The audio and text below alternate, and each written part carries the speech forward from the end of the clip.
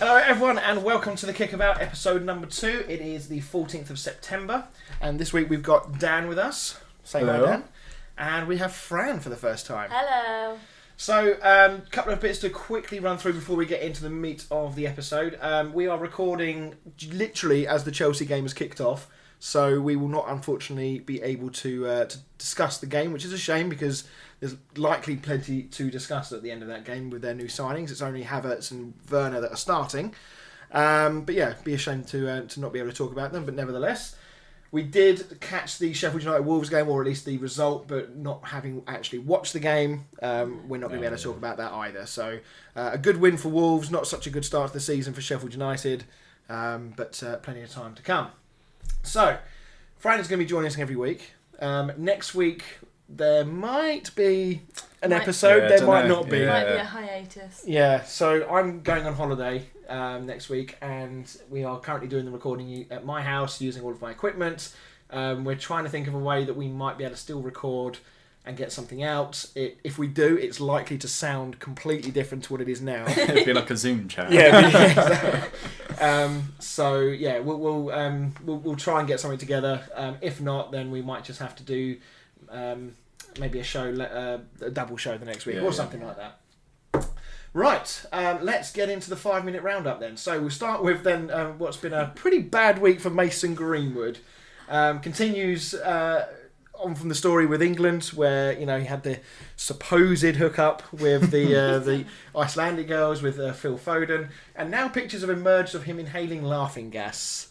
How do you feel about that? Well, I mean, the whole, he's a youngster thing doesn't really bode with me, to be honest. If you're representing England and you're in the men's team, you've got to act like an adult, really. Go out like a man. Yeah. I mean, I've never really got the thing about laughing gas, I'll be honest. No, I never did it when I was on holiday. It never interested me. No, it's not that. I don't get why it's suddenly become... Because he isn't the first. There has been stories of other footballers doing this over the last 12 months. But I don't know why it's looked on so badly. I know laughing gas is not great for you. Yeah, but I guess it's similar to smoking, isn't it? It's frowned upon for footballers to smoke. Because Jack Wilshere got a bit of a thing because he was caught smoking, wasn't he? Yeah, well, his career's worked out great since then, isn't it? So he's a real advocate for smoking footballers. So Greenwood and Phil Foden, do you think this is going to affect them, England-wise? Not really. They're still... I mean, Greenwood's 19. I think it should. I don't think it will. I think if they were senior players, then it would be obviously a bit more serious. But I think it will just be they're youngsters, going to happen. Give them a slap on the wrist, and it'll get swept under the carpet. It won't happen again, will it? I mean, if it does happen again, then that's when it will become a lot more serious. But yeah, okay. Sticking with Wolves, though, we spoke about their result tonight. Nuno signed a 3-year deal. That's big news for Wolves, I think. Yeah, he's a very, very good manager. He's done a fantastic job at Wolves. He's probably one of the few managers in the Premier League that you could argue could make that jump from the Wolves level team of bordering Europa League.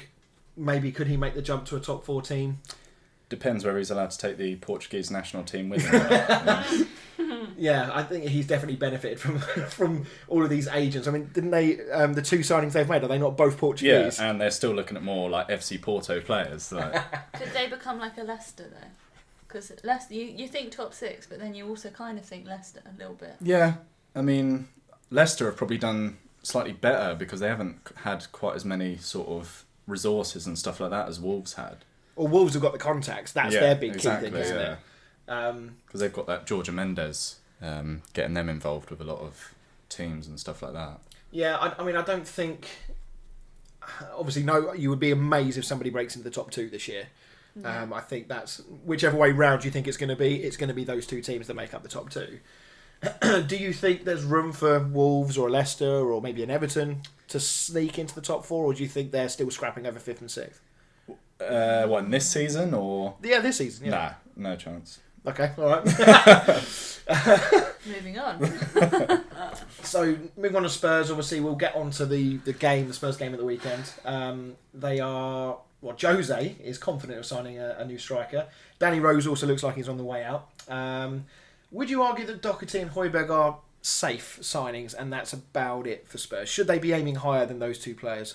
Yes. Yeah, I think if they want to be winning titles and stuff like that, then, yeah, I mean, how old's Matt Doherty?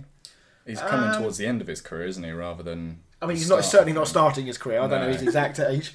I mean, it might be a little bit harsh on Doherty because he did have a fantastic season with Wolves last but he's very much a Mourinho signing, someone that's in their peak and is slowly going to be going out of it, rather than a player that is going to, be there for quite a few years. Yeah. And Højbjerg, obviously, again, did a decent job at Southampton, but I don't think there would have been too many people during the season last year that would have said Højbjerg's going to get a move to Spurs. Yeah. I mean, it might be too early to judge. Yeah. I mean, it's easy to judge from the first game and start chucking people out your fantasy teams and stuff like that, but it can all, Spurs could have a cracking game in their next game and prove everybody wrong. They need some better signings. Yeah, well, yeah, from your point of view. Sure. I mean, we need some magic. Yeah. You Spurs? Well, kind of. I flit about quite a lot. I thought you were Liverpool. No. Oh. But I do flit about. Yeah. Well, I don't know what you're going to say. You're looking at me like... Glory hunter, that's what you are. Yeah. Well, I don't think you can throw that accusation around if you're supporting Spurs. What do we win? We don't win anything. But on the subject of strikers, Patson Daka of Salzburg and Milic from Napoli touted as potential signings, and then yesterday Danny Ings' name popped up as a potential signing. Do we think that could happen? Do we think that improves Tottenham? I mean, it would definitely improve them, but it won't happen because it's tough with Tottenham because obviously Harry Kane's going to play every single game unless he gets injured. Which he probably will because he always gets injured. Yeah, so I mean... Yeah, his ankle's going to give out. It's just a case of when. But I mean, you're probably still... when his next kid pops along. Anyone that goes... What are you trying to suggest? Anyone that goes there is just going to hope that Kane gets injured. They know they're not going to be getting into that first team, are they? No. And the season Danny Ings had last season, I don't think he's going to want to go and sit on the bench for Spurs. If anything, he's going to want to be going somewhere and starting every game. I can't remember the team that was rumoured to look at him. I think it was abroad. I think it was an Italian side. I'm going to say Atlanta, but I could be wrong. I'm pretty sure it wasn't a Premier League side that was interested in. So yeah, moving on. I might have to change this from the 5-minute roundup to more like the 10-minute roundup. So sorry. I'm not sure that I can get. You put so much. I did put a lot in there. I just wanted to touch on a couple of other stories from around the world. Actually, this is outside of Europe. These next two. The next one. David Beckham's into Miami. I'd kind of forgotten that David Beckham had bought a team in America. They've not had the best of starts to the season. They're bottom of the East Conference. They won 2 from 11. But I completely missed the fact that Blaise Matuidi is there. Yeah, I mean, I knew get he's on the back end of his career, but that's a signing. Yeah, it's a good signing. I think he's got a lot of connections, David Beckham, hasn't he? Because he's played for a lot of teams around the world. And he's David Beckham. I was going to say he's got the pulling power, isn't he? I think Matuidi was at PSG when Beckham was at PSG, so that's how that. Yes, he was. Yeah, that's how that came about. And the only other player that I just looked at their squad because I was intrigued to see who was playing for them. The only other one that stuck out was a guy called Roman Torres. I don't know if you guys can cast your mind back to the World Cup when Fran's shaking. There was the Panama centre back Roman Torres, an absolute brute. He is built like the proverbial shithouse. And I think he was the one that was basically wrestling all of our players to the ground and gave us like 2 penalties. Yeah. So that might lend weight to why Inter Miami have only won 2 in 11 if he's playing centre half. Yeah. And then final 2, I think I would probably say pause the podcast now and go and Google Irvin Cardon. I think that's how you pronounce his name. He plays for Brest in League 1. They won 2-0 against Dijon, but the goal that this guy scored, I know I've shown yourself. I don't know whether. I don't think I didn't show Fran. That's my fault. It's an absolutely incredible goal. He dinks it to the back post, and the guy rises from the ground, and he sort of just hangs in the air, and he looks like he's going to scissor kick it, but he doesn't sort of get the back lift. His sort of foot only goes half back, and then while still in the air, completes the kick and smashes it in the top corner. It is a ridiculous goal. Yeah, I can relate, to be fair. It's the kind of goal I saw on Saturday afternoons most weeks. Is it? You sure? Yeah. I'm sure a few listeners from our team might disagree with that. And then finally, there was it was really great to see PSG and Marseille acting out a Royal Rumble at the weekend. Or was it earlier today? When was the game? When was last the game? night, I think. It was last night. So, again, if any of you haven't seen this, it was in the 95th minute of added on time, or the 95th minute of time. And there were 5 red cards in this melee. The melee went on for a good 5 minutes. And I'm going to try and get these names right. Amavi, Kozawa, Paredes, Benedetto, and then finally Neymar on a VAR review all saw red. I don't think all of them were straight reds. There was 1 or 2 that were 2 yellows. But extraordinary scenes. Absolutely extraordinary. 96th minute, Paris Saint-Germain obviously frustrated that they've lost. And then just all hell breaks loose. I mean, what the frick is going on there? So, yeah, worth a watch. That's also a YouTube-worthy clip. So that brings to the end a 5-minute roundup, which probably has taken 5 to 10 minutes roundup. So if we'll now move on to the Premier League, and where else to start but Liverpool against Leeds? What a game! Do we watch it? What do we think? Oh yeah, I watched it, yeah, and then rewatched it, and probably could rewatch it quite a few more times. To be fair, I mean, Leeds. Obviously, we knew that they were going to come up to the league. We knew they were going to try and make an impact. We know Bielsa likes to play football, but did anybody really expect them to do that to Liverpool? No, I kind of saw Liverpool Leeds and I was like, wow, Liverpool. Yeah, to be fair, I thought Liverpool would just brush aside Leeds and move on to the next game, I think. I mean, do we think that they have, in some way, shown other teams the way in which you can play against Liverpool at Anfield? Yeah, I think they've proven that you have to go there and smash it. You have to... try and challenge them. The intensity across the 90 minutes was incredible, and Leeds obviously one of the failings or one of the criticisms that is thrown at Bielsa is often that his teams fade across the season. So they're quite happy to run that intensity at the early part of the season, but by the time you get towards the end, they're a bit burnt out. Depending on squad depth, didn't seem to happen last year. They got the promotion, but they had more possession. Liverpool as well. I mean, I don't know, can anyone remember a team doing that at Anfield? No. The only thing I would say is Norwich did exactly the same thing at the start of last season. They gave Liverpool a really good game. They only lost in the last minute. And then obviously they beat Man City and then they finished dead last and they were awful towards the end. Yeah, I mean, it was... We knew from Christmas onwards that they were going down, really, didn't we? And they didn't really put up much of a fight. Well, yeah, I've just thought I'd check that out. But I don't think Leeds will do the same. I think Leeds have got a much better squad than Norwich do. Yeah, I mean, there were some incredible goals during the game as well. Harrison's first goal, I mean, he made Trent Alexander-Arnold look a bit silly. Yeah. The first touch, then bring it inside, and then the composure to then smash it in the bottom corner. There were 3 goals disallowed. Do we clock the 2 almost hilarious own goals? Yeah. So we had Stroik. Is it Stroik? Is that how you pronounce it? I'm not even going to attempt it. He almost scored an own goal that would have counted had his keeper not tipped it over the bar. What was Trent doing on the one that it wouldn't have counted anyway. It did go in. Just headed it into his own net. But it was quite an easy one to header wide. It looked like he just gave up and couldn't be asked and was like, unless he knew it was offside. I mean, the thing is, he didn't even need to head it. He had so much time, he could have just brought it down and kicked out for a corner or whatever. Maybe he just wanted to get on the score sheet. Last week as well, we also mentioned about Bielsa and signing the contract. Now, at the time, we were fairly certain that he hadn't. And Google searches after we stopped recording confirmed that we were right. But he has now signed a new deal, a 1-year extension. Supposedly, one of the reasons that it's taken so long is that he's got his entire management team as part of the package, which might sort of lend weight as to why it's taken so long to negotiate.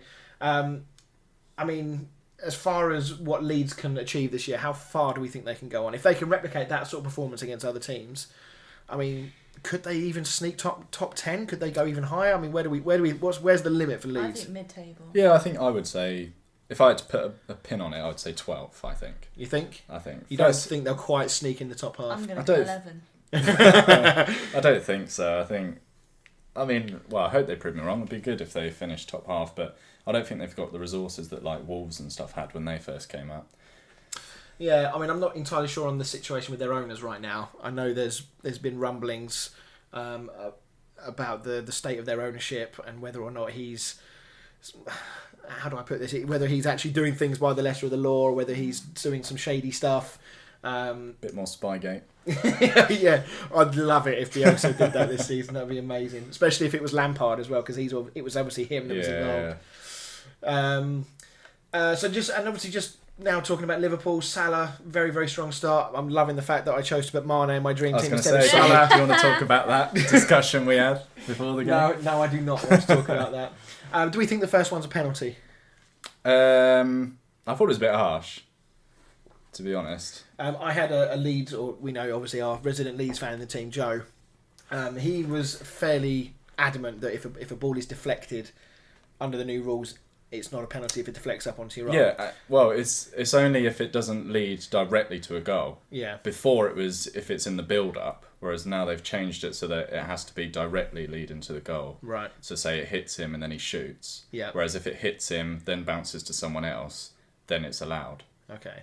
But is that from an attacking point of view then? Yeah. So what about from a defending standpoint? In this case, in this situation, Salah's taken the shot, the guy's blocked it, it's flicked up off his own leg onto his arm. His arm's not, it's out. I wouldn't say it's in a particularly unnatural position. But it's one of those, and it go either way. I disagree with it. I'd be annoyed if that happened to me and they gave a penalty. I'd be furious. But then flip side is if you're the attacking team, I'd it's not give given. a penalty. Yeah. Obviously, no question about the third.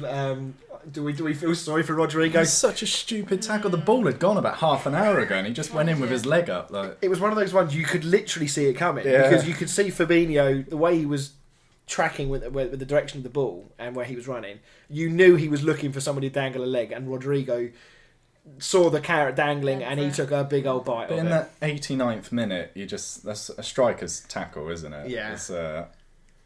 But if he's looking for.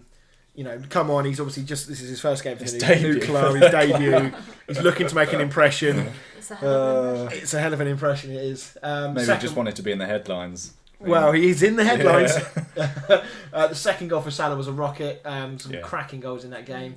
From a defensive point of view, though, with Liverpool, should there be concern about their defending? I feel like he didn't have his best game. No. I think... I'm not sure with Liverpool. We talked about this last week when we were sort of half talking about the title race, and I said that I wasn't sure about Liverpool retaining, and in the evidence of what I saw last week, I'd appreciate his first game that we could be massively jumping the gun here, and we haven't seen City play. You're absolutely right. I don't know. I think that they're not signing people. I think is risky. When you're trying to retain a Premier League, it's so difficult to retain a Premier League. I think it's more about just getting that competition. Even if they don't sign players for the first team, you just want people that are going to be knocking on the door to make the other players, play harder. I think that's what Pep's done very well at City. City, they've got the depth. Yeah, their bench could quite easily get into our first team, and more so. Which is potentially what they don't have. I think Liverpool have got an amazing starting 11, but you look at their bench and they've got like Shaqiri, and I forgot he was even still there. Yeah, they've got players. Origi. I know he's scored some great goals in great moments, but he's a bit of a Batshuayi, really, to me. He's not a... Yeah, but you would probably say that the situation with another striker going into that club is the same with Spurs. Yeah. Who's breaking in between that front three. Although, there has been some rumblings about Firmino and whether or not he might get replaced. Why? I love Firmino. I think Liverpool fans love Firmino, I'm sure. But I think that I'm not sure he scores enough goals for a number 9. But I don't think that's his role, because you've got Mane and Salah, and I think without Firmino there supporting them, he's more of a false 9. Like, he's almost like a cam. He's a link-in, he's like a Bruno Fernandes rather than a number 9. But he does find himself into some good positions. You look at the chance that he missed at the weekend. Yeah, that's fairly gilt edge. A better number 9, regardless of the fact that you're quite right. He does tend to do a lot of running, a lot of the hard graft for Mane and for Salah. You still want your number 9 to be taking those sorts of chances, and that's not the first. His record at Anfield is actually dreadful from a scoring point of view. He seems to only ever score goals away from home or in the Champions League. So that I can see that happening, I have to say. Yeah. That'd be a shame. But then who comes in? Who's available right now? They should have gone for Werner, really, shouldn't they? He wanted to go to Liverpool. Yeah. 50 million, I think, for a striker like Werner isn't that bad, really. Yeah. Just looking at the score, still 0-0. I think overall, sort of round up on this game, Leeds incredible start to the season. They've still conceded 4 goals though. Obviously, the newly promoted sides, we'll get onto the Fulham and West Brom as well. Across the newly promoted sides, they've conceded 10 goals. Yeah, and it's weird, like, obviously the game Leeds had, you wouldn't have thought they conceded the most out of the other sort of two teams. But then they were the only one to score a goal of the newly promoted teams, and they scored 3 of them at Anfield. So, well, that's true. A+ for effort. Yes, not so much for defending. But there'll be better teams than Leeds this year that will get smashed by Liverpool at some point. Yeah. So I don't think that's necessarily something to be too worried about. Yeah, I was going to say we haven't played them yet. So. Yeah, oh God, yeah, don't. Could be a cricket score when they West Ham. Right, moving on. Fulham against Arsenal. Arsenal dominant. Gabriel making a big difference. Is he the missing link for Arsenal? Yeah, I mean, I hope so. I think they've needed a centre-back for about 10 years now, haven't they? And they just keep signing strikers and wingers, and no one seems to got the hint until Arteta. Do we? I mean, it's again early doors. It's first game of the season, but the way in which he played, there was talk of him not being amazing on the ball, but off the ball. And his one-on-one tackling and his positioning is very good. And in fairness, that is what Arsenal have needed. It's not good ball players because they've got that. David Luiz is a good ball player. It's off the ball that David Luiz just switches off and just like fucks off into another zone in his head and forgets where he is. So yeah, can Gabriel make the difference between Arsenal maybe finishing 5th and 4th this year? Go on. No, I don't think so. No. No. Not considering the other teams, I don't think so. You don't think they've still got enough to get ahead of the likes of Chelsea and United? Well, considering my slightly limited knowledge, I've heard that Chelsea are potentially going to be doing great things this year. Depends if all their signings flop or not really. Yeah, and how long it takes them to gel together. Yeah. They've signed. Hang on, we got a penalty here. I think we've got a penalty here. This is going to make for really good viewing, really good listening, is that we're talking about a game that So whilst they're about to take that, the last goal, we spoke last week about Willian going to Arsenal and the potential benefits to Aubameyang. Again, another brilliant decision for me to completely ignore my own advice and not put either of them in my fantasy league team.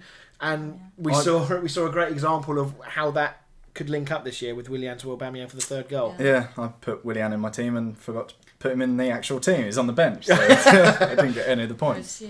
But yeah, could that link? Could that link between those two? I mean, Aubameyang, as we know, is an absolute world-class striker. Yeah. He's going to score him 20 goals at least this year again, no doubt, unless he gets injured. And Willian is the sort of player that probably can give him another 5 or 6 goals. I really rate Willian, to be fair. I thought he was quite a good player for Chelsea. I'm surprised they let him go on a free.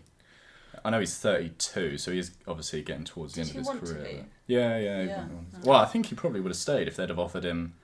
It was the 3-year. He wanted a 3-year deal, didn't he? And they offered him 2, I think. That's right. But yeah, I think he can offer a lot to Arsenal this year. I think that is a fantastic signing for them. The other interesting thing, we talked about the goalkeeping situation with Arsenal, and obviously at the end of last season, Bernd Leno was injured. Martinez came in, did a really, really good job. Questions started to be asked about whether he would be the number 1 goalkeeper or whether he would be, whether it would still be Bernd Leno. Seems like Arteta's made his mind up. Yeah, I mean, all I've seen is Martinez being linked with every other team in the Premier League. But Arsenal. Pretty much. Bar the number 1 jersey with Arsenal. Villa is the latest one that I've seen. 17 million reported deal. That was a few days ago, and I've not seen anything else since. It's interesting because Martinez has had quite the journey with Arsenal. He's been there a long time. Yeah. He's barely played any games. He gets his chance in the first team, and all of a sudden now he finds himself going out to another team. So it was almost a bit of an audition for him. And fair play to him. He took it with both hands. He was brilliant towards the end of last season for Arsenal, especially in the FA Cup final. Yeah, did really well against Chelsea. Yeah. So moving on to Fulham. We spoke last week again about their defensive frailties. Are we seeing history repeating itself with Fulham? Yeah, I don't have much hope for Fulham, to be honest. I really like Fulham as well. I do want them to stay up, but I just don't have much hope for them, especially after seeing that game.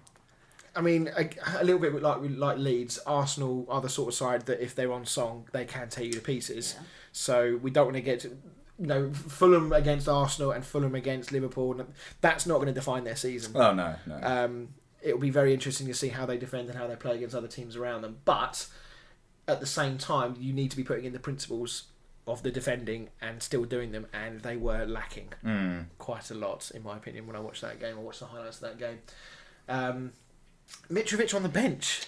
Yeah, that was only... I thought that as well, but it was only because he'd literally just got back from international duty I with suspected Serbia. that would be the case. Yeah, I think it'd been like 2 days he'd been back, so that's why they put him on the bench. Yeah.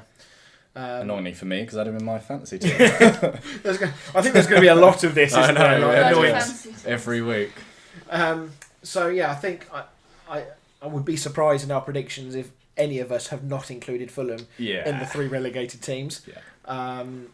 If they do survive, I just don't think their squad is actually good enough for the Premier League, frankly. I don't think anyone really expected them to get promoted last season, really. No. They did brilliantly to do so. They played some great football along the way.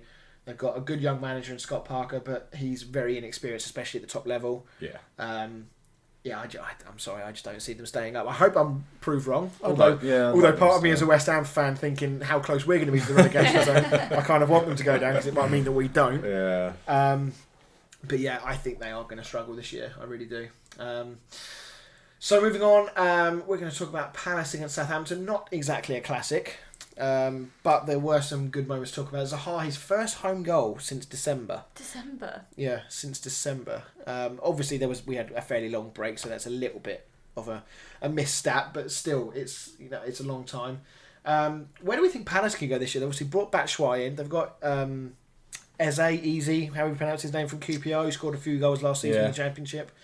They really were poor last year in front of goal. They only scored 31 goals in the season last year, which was second worst only to Norwich, who got 26.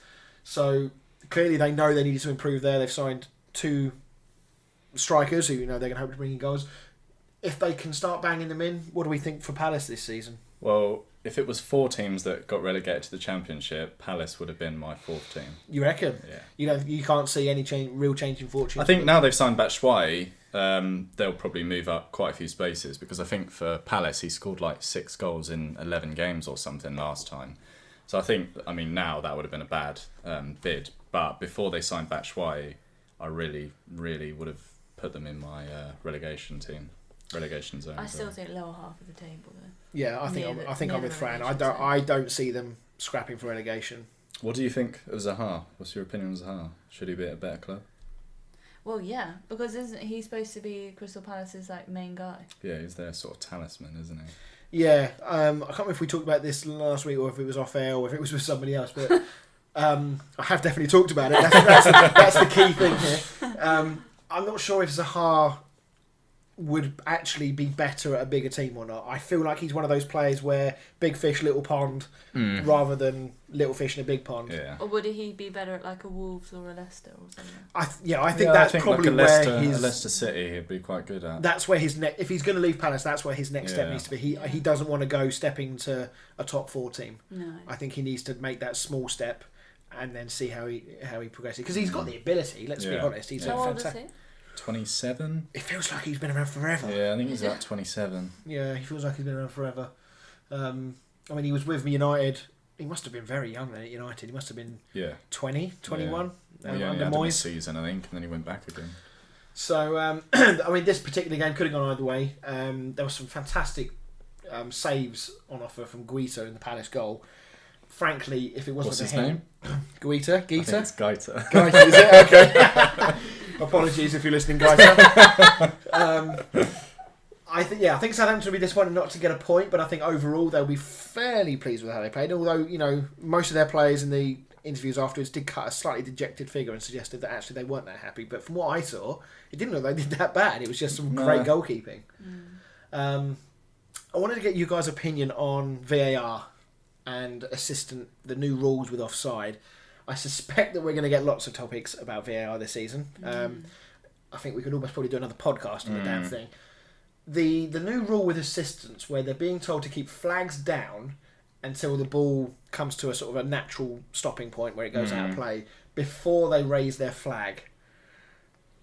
What do we think on this? I'm not sure about this. I just got to take that in. I think it needs like common sense more than anything, because I've seen it where, if they're clearly offside, then just put the flag up. Yeah. Because I've seen it where players are running through on goal, running like from the halfway line all the way through on goal, having a shot, and then the linesman puts his flag up. Yeah. And that would infuriate me. Yeah. Whereas, if I'm a mile offside, then just put it up. If it's like sort of like a hair's width, then Fair just enough. let it play and then have a look at VAR and then say, because if it's a hair's width and then it gets flagged and it turns out it's not offside, Yeah. that's when you've got a problem. So you're But basically saying it should be on them. Like, I think it's just common if sense. they It's obviously really know it's offside, then yeah, say just it. use common sense. Like if you can't tell, keep it down. If you can see he's a mile offside, just put your flag up, because I don't want to be running 45 bloody yards away. Yeah, I can't run 45 yards, so I'm not sure whether it is the case that if it is that blatantly obvious that they would just put their flag up. You would hope that it is. I hope so. I'm not sure. I don't think it is. know. I think even if they're a mile offside, they've just got to wait until the ball goes out of play. That's what I mean. The way in which it Yeah. was said on, it was one of the Match of the Day commentators in the game. I can't remember which commentator it was from this game. It might be Jonathan Pearce, but yeah, the way he said it made it sound like every single time now, Yeah. if there's an offside. So my argument would be, well, why have an assistant linesman at all? Why not Yeah. just do everything Even on if VAR? it's Although like I'd- super yeah. obvious, because sometimes it's like even the players stop because they know. Yeah, it's cool. offside. Because in this game, Zaha ran like from almost the halfway line all the way through, scored, and then they put the flag up. Yeah, And I mean that's what brought up the conversation. and I'd just be like, cheers for that. But on the flip side, VAR did at least get one thing right. They rightfully, obviously, ruled the goal out for offside, even though it was close. It did appear to be the right call. And also they downgraded Kyle Walker-Peters from a red to a yellow, which I suspect made you happy, because haven't you got him in your he's fantasy in my league team too? as well. But no, it was, I think, the right decision. I think we all agreed on that. Yeah, there was no malice in it. I'll be honest, when I saw it in real time, I didn't actually think it was a red in real time. Nah. So, and John Moss, the referee, I think it was John Moss, he Yeah. had a very good view. So, I'm a bit surprised as to why he decided that was a red and not a yellow. But VAR does every now and then get something right. Yeah. How much it gets right across the season compared to what it gets wrong. I think VAR is more of a talking point than the actual football is nowadays, isn't it? Yeah, it's divided fans massively. It's also divided clubs as well. You hear some of the stuff coming out from players and from teams, some for it, some against it.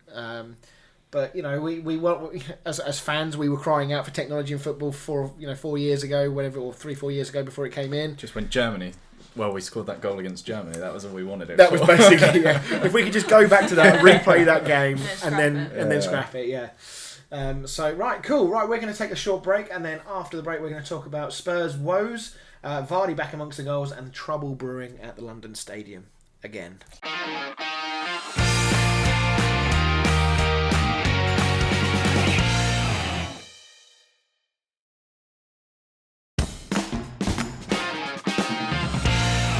Okay, and welcome back to the Kickabout Part 2.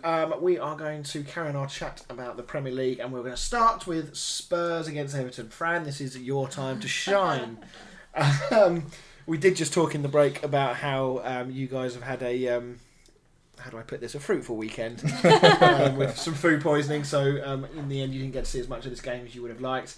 As a Spurs fan, if we look back to when Mourinho was signed, what did you feel like when Mourinho first signed? Hated it. Not a fan. I didn't like him anyway when he was at United. I was not his biggest fan. So yeah, when he came to Tottenham, I was not pleased. Okay. And also because I don't feel like he reflects Tottenham in any way whatsoever. I mean, it's a massive change from Pochettino to Mourinho. I think that Jose's comments after the game it was a very Jose interview. His quotes, and I quote, lazy pressure up front. Gary Neville called them lifeless, flat, like they were sulking. Those are pretty damning words. And he's also, he's concerned about the fitness of his own team. This is Mourinho again saying this. Well, sort them out then. I was going to say, hang on a minute, if the team's not fit, who's going to sort it? Oh yeah, probably you. Yeah. But he did the same thing when he was at United. He went in on all the players. I mean, we've only got to say Luke Shaw. Yeah, and he went in on Luke Shaw. He obviously had quite a big old Barney with Pogba. Yeah. But it seemed to have the reverse effect at United. It backfired on him. So it'd be interesting to see if the same happens at Spurs. Yeah, I mean, I wouldn't say Spurs for me at the moment are stagnant. Yeah. They're not particularly going back, backwards. You know, they obviously had a bit of a negative stuff under Pochettino, which is why obviously he was let go. Mourinho's come in. I wouldn't say he steadied the ship because the ship wasn't really that rocking, if I'm being brutally honest, under Pochettino. But they're certainly not going forward. I don't think he's just not the man. I don't think he's. No, you've gone from. mentality. The problem is, like, Pochettino played quite attacking football, free flowing attacking football, and then you've got a manager that's complete opposite end of the scale and is a really defensive manager. He builds from the back upwards, and he prefers to keep a clean sheet rather than winning, say, 3-4-0. But then in the actual squad, you've got a good attacking squad. Yeah, but you can see Kane is absolutely hating it. I don't know if you saw him having a go at Dele Alli at Son, for not passing him the ball. I didn't catch that. Yeah, well, all three of them were through on goal, and there were only two Everton defenders.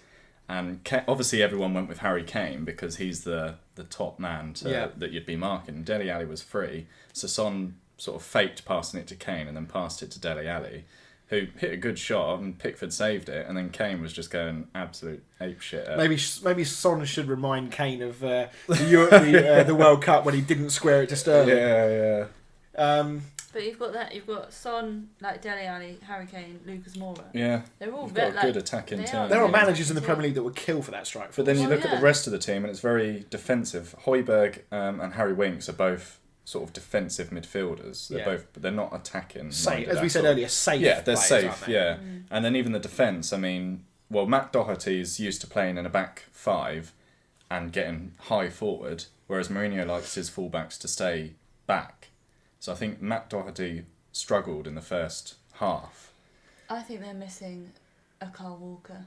Or a Trippier. But I don't think Kyle Walker would work under Mourinho. Well, no, as in, like, not them coming back, but I think they're missing, I mean, I love Trippier, but I think they're missing a Trippier or a Kyle Walker-esque. But do you think, I mean, if you look at Doherty and what he did for Wolves last year, I think that's probably why he's been bought. He is a similar type player to those two, but I think it's more Mourinho's tactics that will prevent, even if they had a Kyle Walker or a Trippier. Yeah. That's what I'm saying. I don't think Mourinho's tactics would allow those players to flourish anyway. I mean, they could have like a prime Dani Alves and Roberto Carlos, but they I don't think they would flourish under Mourinho. I just don't think Mourinho is the manager for that team. How long do you think he'll last? I mean, generally speaking, in most of the other jobs, first season he normally doesn't do a great deal. Second season he wins something, and third season it implodes and he's out. That's usually the cycle with Mourinho. Like tomorrow. I think he'll be there all of this season. Especially they've probably spent quite a lot of money getting him in. That's unfortunate. He'll win a cup.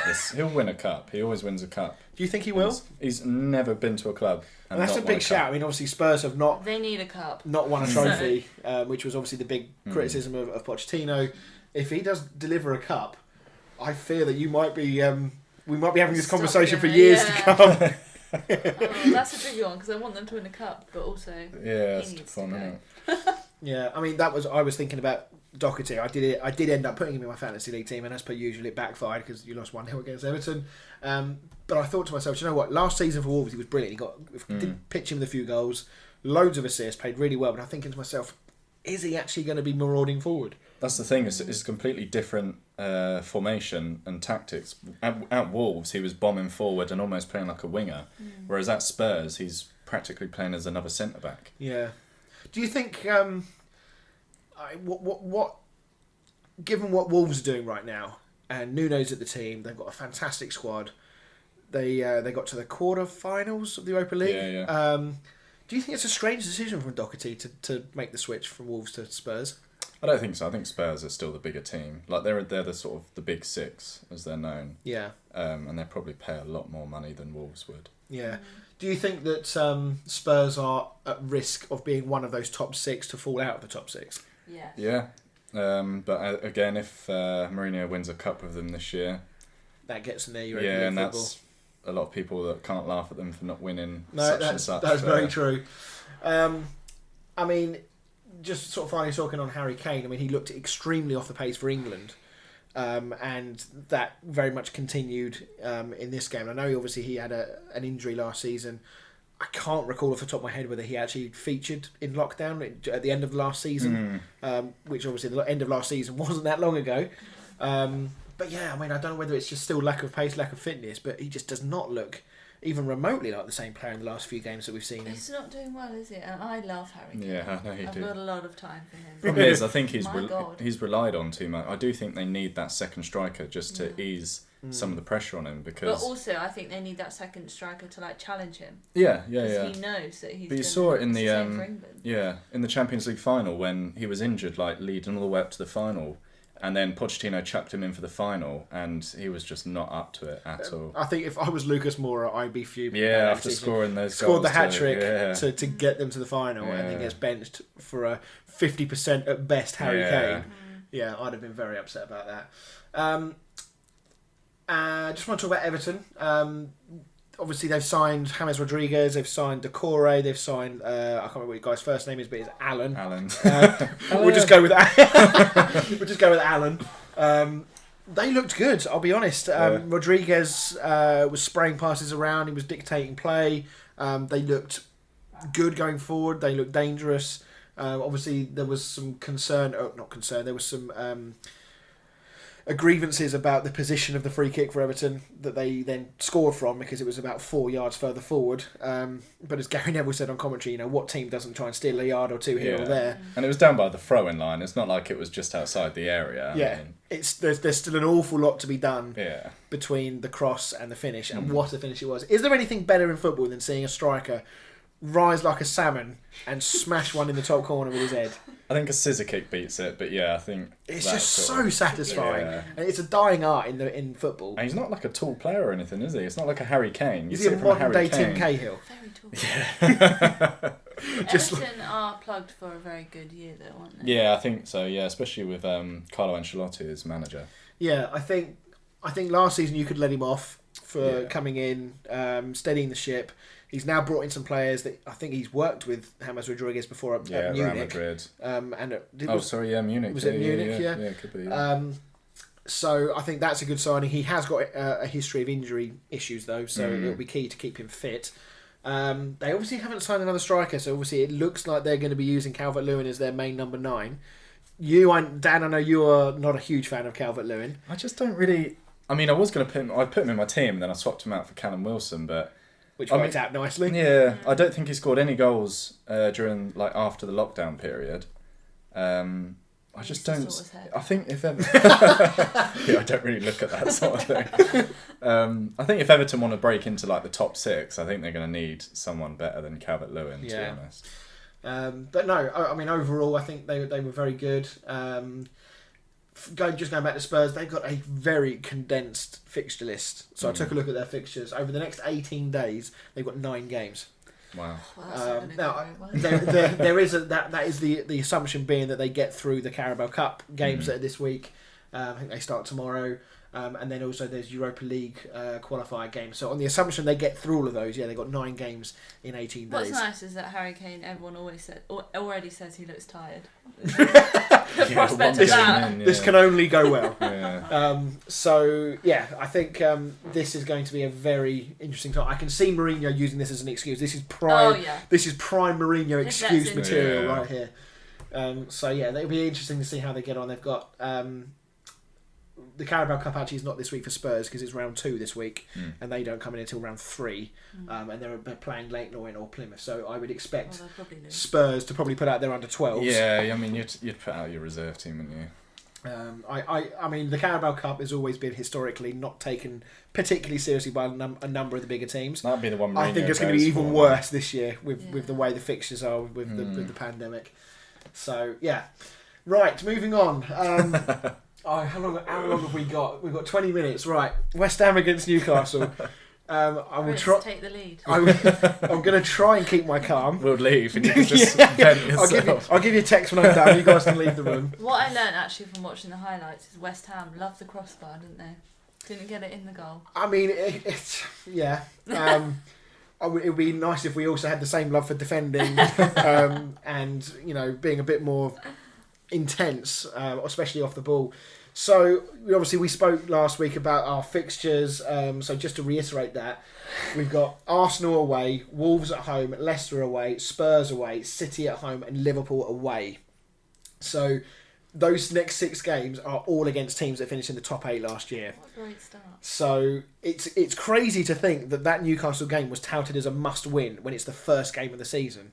But because of what I'm seeing as a fan with West Ham, and I'm seeing this season being another fucking shit one. Is it good to get those big games out of the way first, though? I mean, you could if they were intertwined with some more winnable games, I'd say yes. Yeah. But when they're all one after the other, you don't want to start getting 9 points behind the teams in front of you. There is a very real possibility that we're 7 games in with 0 points, and I'm sure we might pick up a point here or there, but there is a very real possibility that we are going to be bottom. My first manager to be sacked, I think. Oh, you know what? I genuinely did put Moyes. I bet against my own team. So I mean, we've got to look all the way until the 7th of November until we play somebody of a better quality that we were, or an easier opposition from in inverted commas, and that's Fulham at home. And if we're going into that game off the back of potentially 5 or 6 defeats from the first 7 games, regardless of who you're playing, if your confidence is that down, it's going to be tricky. Yeah. So I mean, I don't want to go into too much. We spoke last week about some of the issues around West Ham, and it's well documented. The stuff that's going on, especially at the board level and the players. There's supposedly rifts now being created within the team because of the way in which the board are doing things. Moyes apparently was dead set against Diangana being sold. It's come out now, okay. So it looks like they've gone over his head.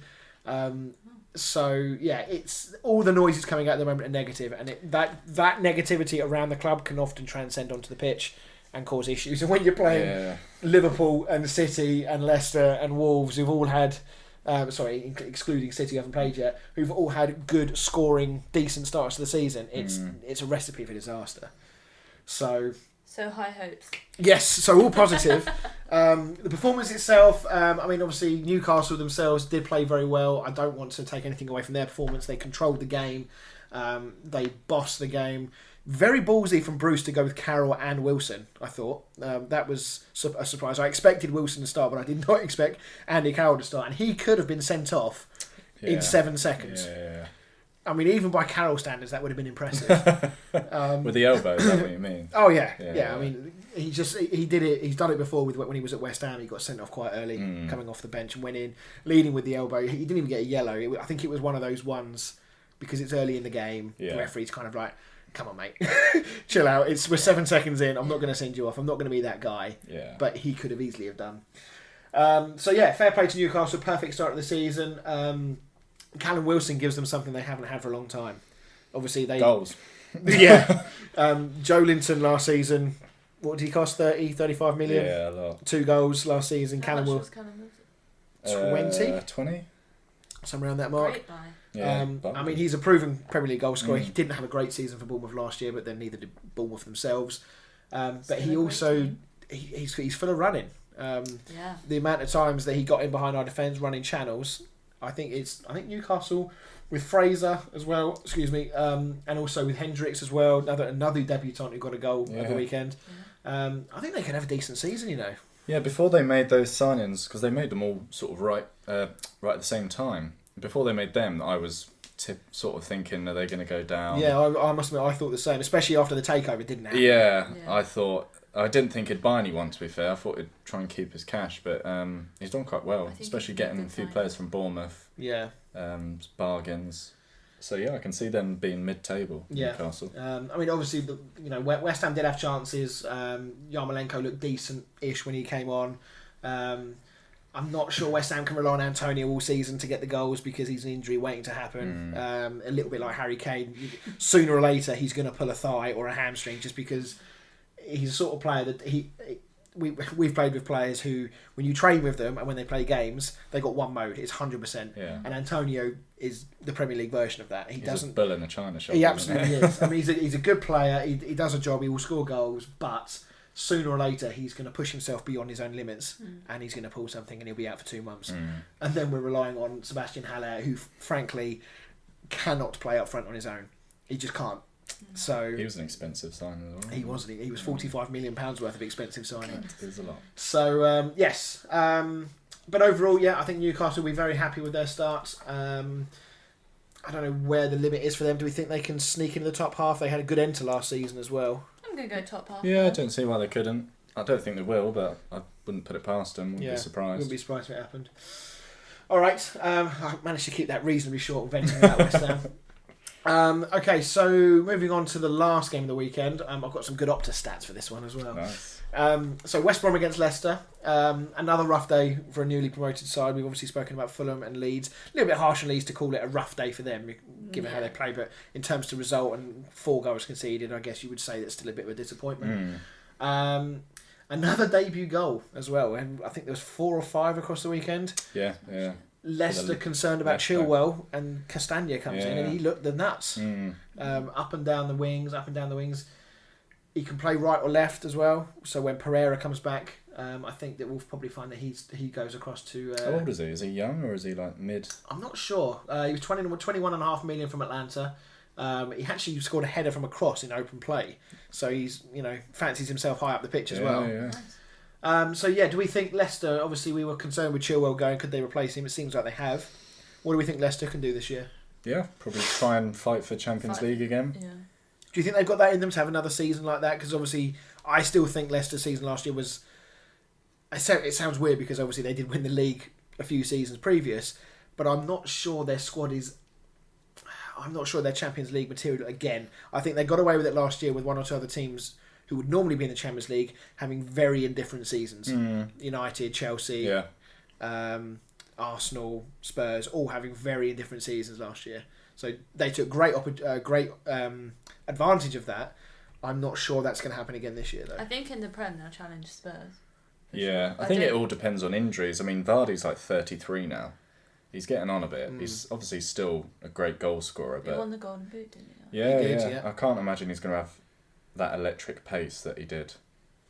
I mean, I'm not saying since, like 2 months ago he's going to have lost it all, but as the season goes on, I can see him getting injured. Yeah, and he is a sort of player, he relies on his pace. So when he starts to lose half the yard, he is going to become less effective. And I'm not a massive fan of Ian Chow. I don't think... You don't reckon he's got it in him? I don't really rate him, to be honest. No. I don't know. Have they got... Who else have they got that plays up front? They still got... what's his name? Is it Okazaki? Have they still... He went Is he ages gone? ago, Is he? yeah. I think West Brom, they did start fairly brightly, 20-25 minutes or so. Didn't actually create a great deal during that 20-25 minutes, but they looked solid. And then once Leicester got the first goal, it was pretty plain sailing for Leicester from that point. Up to stat on Vardy. Vardy has scored in all 5 of his away Premier League. I got this one off Match Today. I should probably put a disclaimer or some kind of copyright on this. He scored in all 5 of his away Premier League appearances against West Brom, which equals Ruud van Nistelrooy's record of most away games versus an opponent, with a 100% scoring record. So Nistelrooy scored in all of his 5 games at St James's Park that he played in, and Vardy has done the same against West Brom. So, good stuff for him. Word on Harvey Barnes. Yeah, he's a good player, isn't he? Quite young as well. So I mean, I didn't actually realise he was as quick as he was. He is rapid down that wing. I mean, he bit of a bit part player for Leicester last year. On the basis of this, he's going to be front and centre for Leicester this year. Yeah, English as well, isn't he? So. I think he might struggle to break into the England team. Yeah, but I mean, it's another sort of... I mean, obviously Mason Greenwood's already there, but it's that sort of calibre starting to come through. Yeah. Just as options, really. It's good to have that option that you've got these players if a Mason Greenwood or whatever does get injured. Yeah. I mean, we spoke about Leicester and what they can achieve. This was a Leicester side that didn't have Johnny Evans. He was suspended. Wes Morgan was out. Benkovic was out. Maddison and Christian Fuchs were on the bench. Marty and Pereira are still recovering from long-term injuries. Obviously, Ndidi had to drop in and play centre-half with Soyuncu. They were that short. And still they've come out with a 3-0 win. So, pretty good stuff for Leicester. I think if you're a Leicester fan, you're excited about this season. Yeah, although, like I said, it's first game of the season against a team that's just come up, West Brom. So, I don't want to be neggy nails again. No. I wouldn't be... Do you think that a team like Leicester should be targeting a cup?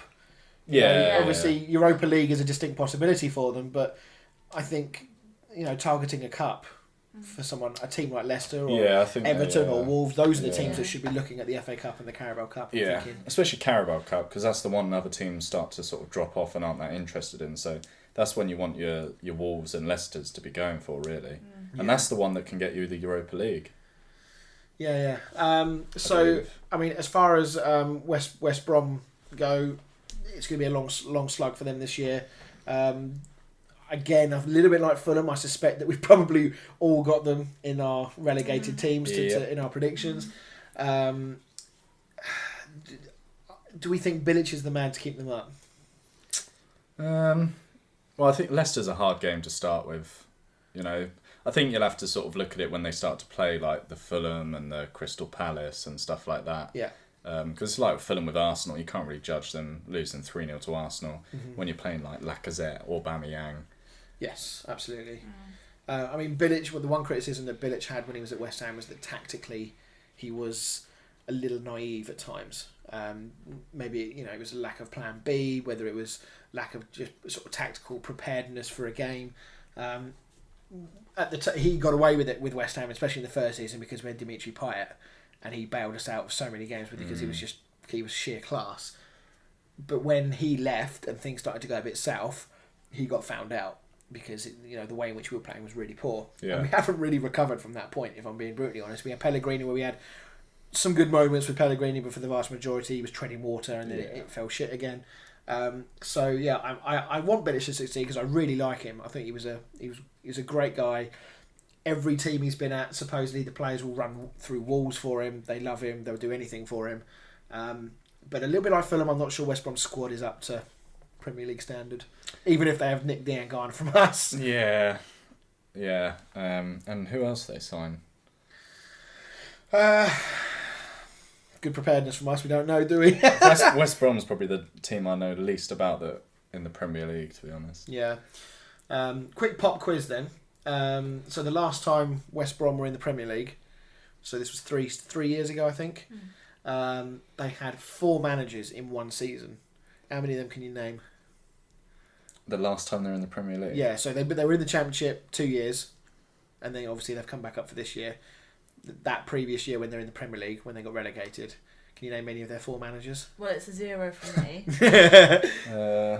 Pulis? Yep, he started the season. Mowbray? No, I think he was there previous. That's not the worst shout. And I think that's about it. So, okay.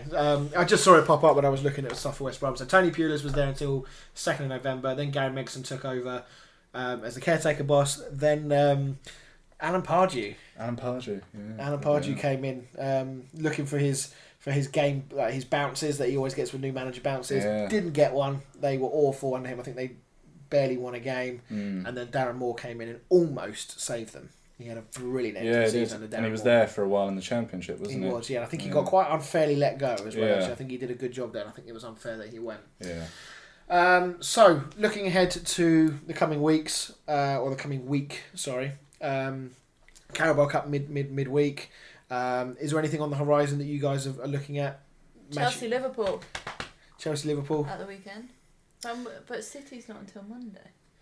Yeah, they all got an extra week off, didn't they? Yeah. I was going to say United and City's first games. Yeah. Going to be interesting because everyone else has had like a warm-up game now, whereas obviously United and City are going to be going into it. Who's United's first game against? We have Palace. Okay. So that's going to be a tough one, to be honest, even though it's one that we should be winning. At home. Yeah, I think Does Donny van der Beek start, do you think? I don't know where they'd play him, to be honest. Because to me he's like another Bruno Fernandes. But he can play further back. Problem is, if you play all your best players, you've got no one on the bench. Yeah. Whereas I'd quite like to see Donny van der Beek, but I'd also like to have that person on the bench that you can bring on if things aren't going to plan. Yeah. It'd be interesting. I think United. I think this United season can go one or two ways this year. I think they've got the players to have a very good season. I'm still a little bit of a question mark about their defence. A little. Yeah. Whether Harry Maguire ends up in a Greek jail again. Obviously, going forward, they've got a wealth of talent. There's still these rumblings going on about Sancho.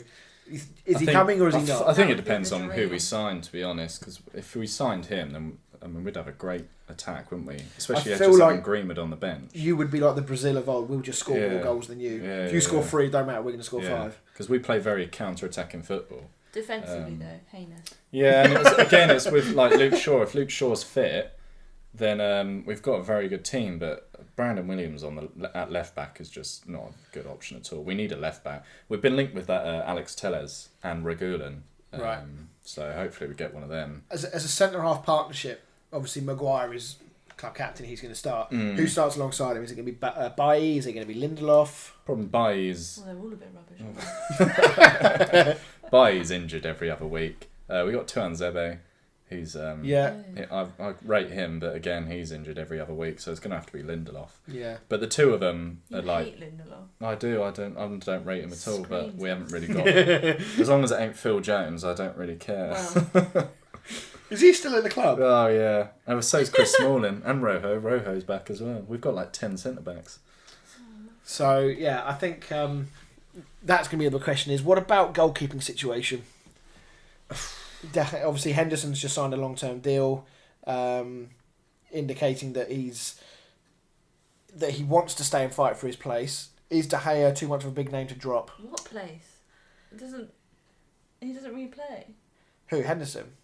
Or no, we're talking about The goalkeeper. the goalkeeper, Yeah. Dean Henderson. Yeah. He obviously He's played. just come back from Sheffield United. Oh, I see what you mean. I was Yeah, about to that. Yeah, I think obviously They De won't Gea. drop De Gea. No, De Gea will be in goal. I would loan Dean Henderson out again, to be honest. I don't see the point in having someone like that sat on the bench. Yeah. Especially when we've got Romero as well. But Like, I does think a that lot mean- of teams would quite happily take Romero as their first team goalkeeper. Does that Yeah. mean he's happy to sit on the bench if he's come back? He's getting a fair whack now. So He's gone the up to argument like- could be he's gone thrown up to at like him that he's 100 happy just grand to a sit there week. and take the Oh, yeah. wage. But £100 a week for a substitute goalkeeper is not bad, to be honest. yeah, I mean, if Dean Henderson is of that mind, I'd be disappointed because Yeah. he's being touted as a potential England goalkeeper. Well, he was one clean sheet off from getting. He was one behind Pope last season. Yeah. So he was almost like the second best goalkeeper in the league last season. Yeah, so I do think if he's looking at his own career and deciding that, you know what, I'm happy to sit and play second fiddle to De Gea, I think he's hurting his career massively. Or is he thinking that De Gea has not had a great season? Last season was not De Gea's best. No, it wasn't. But that's another one. You can't keep swapping them in and out. Like when you can't have two really good goalkeepers at a club because it just doesn't work. I feel like De Gea would have to literally take a goal kick and boot it in his own net for him to be dropped. Yeah, you're not going to not play De Gea, right? No. Just because of his name. I mean, he made so many errors last year. Yeah. Yeah, there's some and- really and the year before. I Yeah, mean, and he never really got dropped. I mean, he No. got dropped for the odd Champions League game, but they were normally irrelevant ones, like the end of qualifying stages where you've already qualified. Romero probably played in majority of the domestic cup competitions, but in terms of Premier League games, I'm pretty sure De Gea never got dropped. No, I think he played all of them.